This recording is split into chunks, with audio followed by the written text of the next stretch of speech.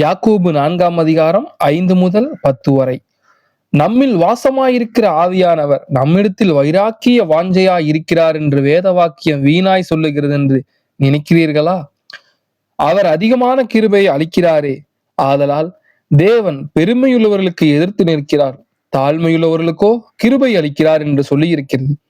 ஆகையால் தேவனுக்கு கீழ்ப்படிந்திருங்கள், பிசாசுக்கு எதிர்த்து நில்லுங்கள், அப்பொழுது அவன் உங்களை விட்டு ஓடி போவான். தேவனிடத்தில் சேருங்கள், அப்பொழுது அவர் உங்களிடத்தில் சேருவார். பாவிகளே, உங்கள் கைகளை சுத்திகரியுங்கள், இருமனம் உள்ளவர்களே, உங்கள் இருதயங்களை பரிசுத்தமாக்குங்கள்.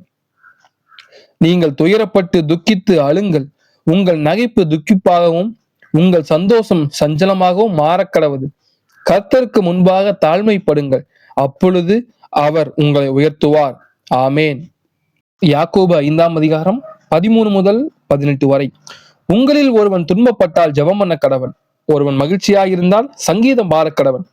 உங்களில் ஒருவன் வியாதிப்பட்டால் அவன் சபையின் மூப்பர்களை வரவழைப்பானாக, அவர்கள் கர்த்தருடைய நாமத்தினாலே அவனுக்கு எண்ணெய் பூசி அவனுக்காக ஜெபம் பண்ண கடவர்கள். அப்பொழுது விசுவாசம் உள்ள ஜெபம் பிணியாளியை ரட்சிக்கும், கர்த்தர் அவனை எழுப்புவார். அவன் பாவம் செய்தவனானால் அது அவனுக்கு மன்னிக்கப்படும்.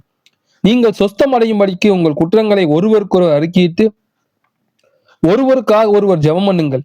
நீதிமான் செய்யும் ஊக்கமான வேண்டுதல் மிகவும் பலனுள்ளதா இருக்கிறது. எலியா என்பவன் நம்மை போல பாடுள்ள மனுஷனாய் இருந்தும் மழை பெய்யாதபடிக்கு கருத்தாய் ஜெபம் பண்ணினான். அப்பொழுது 3 வருஷமும் 6 மாதமும் பூமியின் மேல் மழை பெய்யவில்லை. மறுபடியும் ஜெபம் பண்ணினான், அப்பொழுது வானம் மழையை பொழிந்தது, பூமி தன் பலனை தந்தது. யாக்கோபு 5:13-18 வரை. நன்றி.